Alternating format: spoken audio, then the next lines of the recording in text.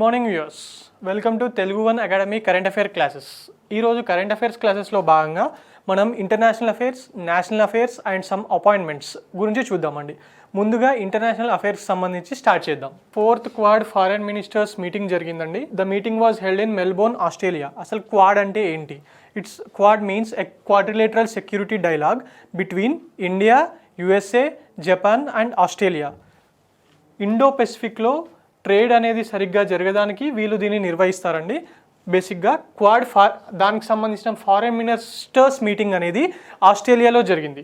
దీంట్లో ఫైనల్గా డిస్కషన్స్ అయిన తర్వాత they issued a joint statement at the conclusion of the meeting and said that Quad leaders have reiterated the condemnation of terrorist attack which took place in India. 26/11 terrorist అటాక్స్ని కానివ్వండి, మొన్న Pathankot air base మీద జరిగిన terrorist attack కానీ condemn చేశారండి.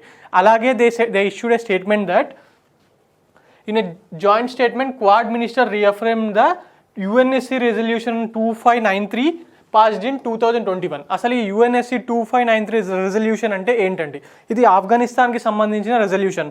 It says that Afghan భూభాగం మీద నుంచి ఏ రకమైన టెర్రరిస్టులకు వాళ్ళు ఉండడానికి ప్లేస్ ఇవ్వడం కానీ, అక్కడ నుంచి ఏ రకమైన టెర్రరిస్ట్ ప్లాన్స్ కానీ జరగకూడదు. అలాగే టెర్రరిస్టులకు ఫైనాన్స్ అందజేయడం కానీ ఆఫ్ఘనిస్తాన్ భూభాగం మీద నుంచి జరగకూడదు అనేది ఈ UNSC రెజల్యూషన్ 2593 మాట్లాడుతుందండి.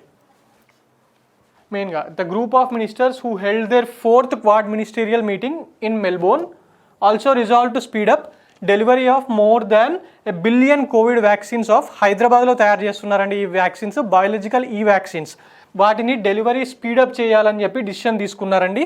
అలాగే they talked about holding a special meeting of Quad on climate change related. మనం G20 మీటింగ్స్ జరిగాయి మొన్న మధ్య. ఇప్పుడు క్వాడ్ వాళ్ళు కూడా ఒక స్పెషల్ మీటింగ్ చెయ్యాలి అని చెప్పి నిర్ణయం తీసుకున్నారండి.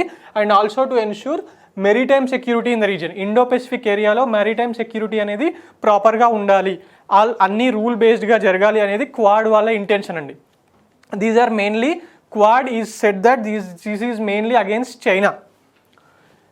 And now they announce the plans for Quad summit. ఇప్పుడు జరిగింది ఫారెన్ మినిస్టర్ సమిట్ కదా, అలాగే దే హ్యావ్ అనౌన్స్ దట్ జనవరి స్టార్టింగ్లో 2022 ఫస్ట్ ఇయర్ స్టార్టింగ్లోనే వాళ్ళ ప్రైమ్ మినిస్టర్స్ మీటింగ్ కూడా జరుగుతుంది, including prime minister Modi and US president Biden, Australia's PM Morrison and Japan's PM Kishida. వీళ్ళ నలుగురికి మధ్యలో టోక్యోలో ఒక మీటింగ్ జరగబోతుందండి. అది ఎర్లీ 2022లో జరుగుతుంది. This is about Quad. Next coming on to the next topic is national affairs. Chairman of supreme court panel on Chardham project resigns. అసలు ఈ Chardham project అంటే ఏంటి ముందుగా తెలుసుకుందాం. చార్ధామ్ అంటే బద్రీనాథ్, కేదార్నాథ్, గంగోత్రి, యమునోత్రి, ఈ 4 ఏరియాస్కి పిలిగ్రిమ్స్ విజిట్ చేయడం అనేది చార్ధామ్ అంటారండి. దానికి సంబంధించిన ప్రాజెక్ట్లో భాగంగా ఒక 2 లేన్ నేషనల్ హైవే ఆ ఏరియాలో కడుతున్నారండి. బట్ దానికి సంబంధించి సుప్రీంకోర్టు అనేది సాధ్యాసాధ్యాలను పరిశీలించడానికి ఒక ప్యానెల్ని వేసిందండి. దానికి చైర్మన్ రవి చోప్రా అండ్ ఆ ప్యానెల్లో ఉన్న మెంబర్స్ అక్కడ హిమాలయన్ టెరైన్ వల్ల అక్కడ వేయకూడదు, దానికి అపోజిట్గా చెప్పారండి. But supreme court finally decided to do road winding చేశారు. So these people have said that panel's role is restricted and it suggestions have been ignored. మా సజెషన్ని పట్టించుకోలేదు అనే కారణం చెప్పి రవి చోప్రా గారు ఈరోజు రిజైన్ చేయడం జరిగిందండి. దానికి సంబంధించిన ఇష్యూ అనేది మెయిన్గా క్వశ్చన్ ఎలా వస్తుందంటే who is the chairman of supreme court panel on Chardham who resign recently అని వస్తుందండి question. What is the answer? It's Ravi Chopra. Coming to the next topic, EIU's democracy index. EIU అంటే ఏంటి? Economics intelligence unit. ఈ economics intelligence unit వాళ్ళు ఒక democracy index ప్రతి year release చేస్తారండి. Democracy ఏ కంట్రీలో డెమోక్రసీ ఎలా వర్ధిల్లుతుంది అని చెప్పడానికి ఒక ఇండెక్స్ రిలీజ్ చేస్తారండి. దానికి సంబంధించి ఈ 2021 ఇండెక్స్లో నార్వే ఫస్ట్ ర్యాంక్ వచ్చిందండి. Norway stood first with score of 9.75 out of 10 among 167 countries. 167 కంట్రీస్లో ఈ డెమోక్రసీకి సంబంధించిన ఇండెక్స్ రిపోర్ట్ వస్తే దాంట్లో నార్వే కంట్రీ ఫస్ట్గా ఉందండి. మన India stood at 46th position with 6.75 with 6.91 score. India stood at 46th position with 6.91 score, and our arch rival Pakistan is at 104th place. And now ఇప్పుడు question ఎలాగ వస్తుందంటే బేసిక్గా రెండు రకాల క్వశ్చన్స్ వస్తాయండి. ఒకటి who stood in the first place, మనం ఇందాకే చెప్పుకున్నాం నార్వే, ఇండియాస్ ర్యాంక్ ఏంటి అని కూడా అడుగుతారు. ఇంకొకటి ఎలా అడుగుతారంటే which of the following country is not in the top 5 of EIU's democracy index ranking అని అడుగుతారండి. సో దానికోసం మనం ఇప్పుడు టాప్ 10 కంట్రీస్ ఏమేమి ఉన్నాయో ఆ లిస్ట్లో అనేది కూడా తెలుసుకోవాలండి. Which of the following is not among it అని అడుగుతాడు. అందువల్ల ఈ టాప్ 10 కంట్రీస్ ఏవి అనేది తెలుసుకోవడం ఇంపార్టెంట్ అండి. This Norway, New Zealand, Finland, Sweden, Iceland etcetera, ఈ కంట్రీస్ అన్ని టాప్ 10లో ఉన్నాయి. జస్ట్ ఒక గ్లాన్స్ వేయండి, సాధ్యమైనంత వరకు గుర్తించుకోవడానికి ప్రయత్నించండి. Next coming on to next topic, world Unani day. Days and weeks చాలా చాలా ఇంపార్టెంట్ అండి.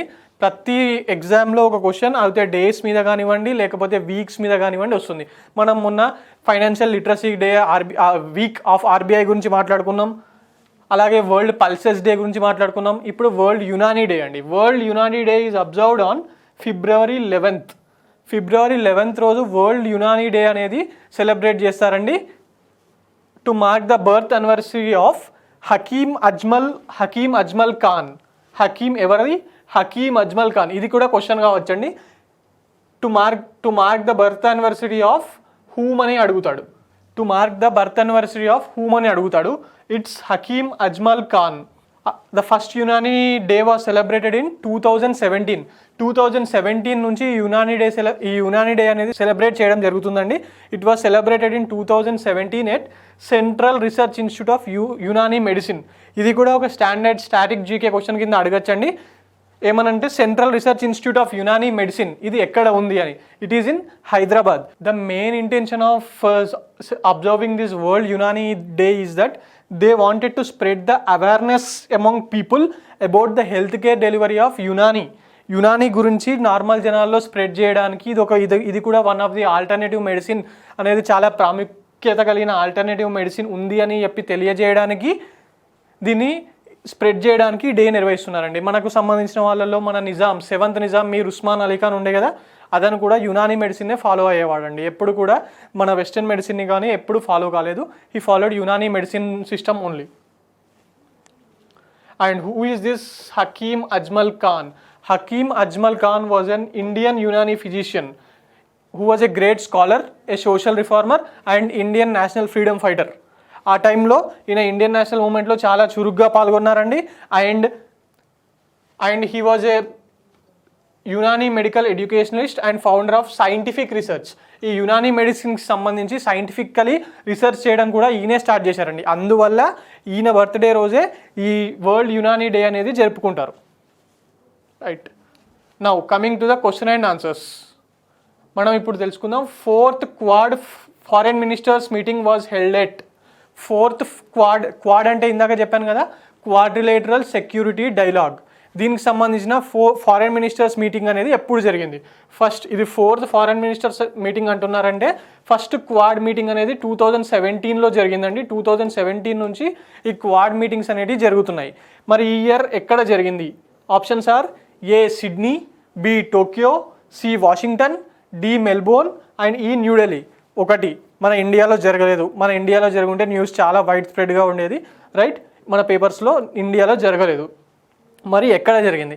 It was held in Australia అని ఇందాక చెప్పాను. మరి అక్కడ ఆస్ట్రేలియాకి ఈ టోక్యో కానివ్వండి, it is a capital city of Japan. Washington is the capital city of USA. So ఇవి రెండు కాదు. ఇప్పుడు సిడ్నీ, మెల్బోర్న్ ఉన్నాయి. ఈ రెండిట్లో ఏది అనేది కన్ఫ్యూజన్ అండి. దీనికి సంబంధించి మాత్రం ఒక పాజ్ చేసి ఒక 2 సెకండ్స్ ఆలోచించండి. దీనికి వీడియోని పాజ్ చేసి ఒక 2 సెకండ్స్ ఆలోచించండి ఇందులో ఏది అని. మనం ఇందాకే క్లాస్లో చెప్పుకున్నాం క్వాడ్ మీటింగ్ ఎక్కడ జరిగింది అని. Quad meeting was held in Melbourne. Sydney కాదండి answer is Melbourne. Right, Melbourne is the 2nd largest city of Australia. Who is the chairman of supreme court panel on Chardham project who resign recently? ఇందాకే Chardham project గురించి చెప్పాను కదా. బద్రీనాథ్, కేదార్నాథ్, గంగోత్రి, యమునోత్రి ఏరియాస్కి సంబంధించి highway 2 lane highway వేస్తున్నారండి. దానికి సంబంధించి సాధ్యాసాధ్యాలను పరిశీలించమని ఒక committee వేసిందండి supreme court. దానికి సంబంధించిన చైర్మనే ఈ మధ్య రిజైన్ చేశారండి, స్టేటింగ్ ద రీజన్ దట్ వాళ్ళ సజెషన్స్ పట్టించుకోలేదు అన్న రీజన్తోని. So who is that chairman? Options are A Ravi Chopra, B S Kishore, C N Chandrasekharan, D Baba Ramdev. జనరల్గా ఎవరైనా చదవకపోతే చార్ధామ్ అనగానే ఇది రిలీజియన్కి సంబంధించిన విషయం కదా, బాబా రామ్దేవ్తో వేశారేమో అనుకుంటారు. బట్ ద కమిటీ వేసింది సుప్రీంకోర్టు వాళ్ళండి. సుప్రీంకోర్టు వాళ్ళు జనరల్గా ఇలాంటి ప్రాజెక్ట్స్కి ఎన్విరాన్మెంటలిస్ట్లతో మాత్రమే వేస్తారండి, వేరే వాళ్ళతో వేయరు. రిలీజియస్ ప్రీచర్స్తోని వంటి వాళ్ళతో వేయరు, ఎన్విరాన్మెంటలిస్ట్లతో మాత్రమే వేస్తారు. ఇందులో ఎన్విరాన్మెంటలిస్టులు ఎవరు? ఎస్ కిషోర్. ఎస్ కిషోర్ గురించి మనం నిన్న చదువుకున్నాం. ఎస్ కిషోర్ ఎవరు? స్టాఫ్ సెలెక్షన్ కమిటీ చైర్మన్ అండి. ఆయన ఒక IAS officer, staff selection committee chairman. So this cannot be an answer. N Chandrasekharan. N Chandrasekharan is the head of Tata sons. ఆయన ఒక ఇండస్ట్రియలిస్ట్ అండి. So he cannot be this cannot be the option. Baba Ramdev ఒక religious teacher, ఇది కాదు. Ravi Chopra. Ravi Chopra is a famous environmentalist. ఇతన్నే దీనికి చైర్మన్గా చేశారండి. He has cited some reasons and resigned yesterday. Okay. Which country topped the EIU's Democracy Index report in 2021? ఇందాకే చెప్పాను, EIU democracy ఇండెక్స్ని ఎకనామిక్స్ ఇంటెలిజెన్స్ యూనిట్ వాళ్ళు ప్రతి ఇయర్ రిలీజ్ చేస్తారు అని.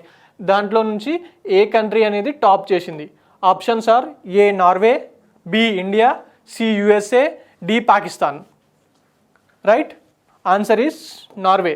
నార్వే వాళ్ళు 9.75 స్కోర్ చేసి అవుట్ ఆఫ్ 10 167 కంట్రీస్లో టాప్ ప్లేస్లో నిలిచారండి. India is in 46th position, Pakistan is in 104th position. USA top 10లో కూడా లేదు, but it is somewhere between 20 to 30s మధ్యలో ఉందండి. Now world Unani day. ఇందాకే చదువుకున్నాం కదా వరల్డ్ యునానీ డే, దాని ప్రాముఖ్యత ఏంటి, అసలు ఈ యునానీ డే ఎందుకు సెలబ్రేట్ చేస్తున్నారు అని చెప్పి, to spread awareness about Unani among the masses. దానికోసమే దీన్ని సెలబ్రేట్ చేస్తున్నారండి. So world Unani day is observed on February 11th every year to mark the birth anniversary of. ఎవరి బర్త్ యానివర్సరీ రోజున ఈ యునానీ డే సెలబ్రేట్ చేస్తున్నారు అనేది question. Right options are A Hakim Ajmal Khan, B Syed Ajmal, C APJ Abdul Kalam, D none of this. ఒకసారి ఆలోచించండి. యునానీ అనేది ఒక generally doctors అండి, డాక్టర్కి సంబంధించిన issue. APJ Abdul Kalam garu doctor కాదు. So by any logic APJ Abdul Kalam గారిని ఇందులో పెట్టరండి. Right. Who is this Syed Ajmal? Syed Ajmal is a Pakistani cricketer. ఒక పాకిస్తానీ క్రికెటర్ని తీసుకొచ్చి వరల్డ్ యునానీ డేకి పెడతారా? పెట్టరు. Hakim Ajmal Khan, this is an answer. ఇతను ఒక doctor and a social reformer and and Indian freedom fighter అండి, యునానీకి సంబంధించిన physician. So this is the answer. Right. Thank you అండి. ఇవ్వండి ఈరోజు current affairs. For more current affairs like this daily, please visit Telugu One Academy. Thank you, Andy.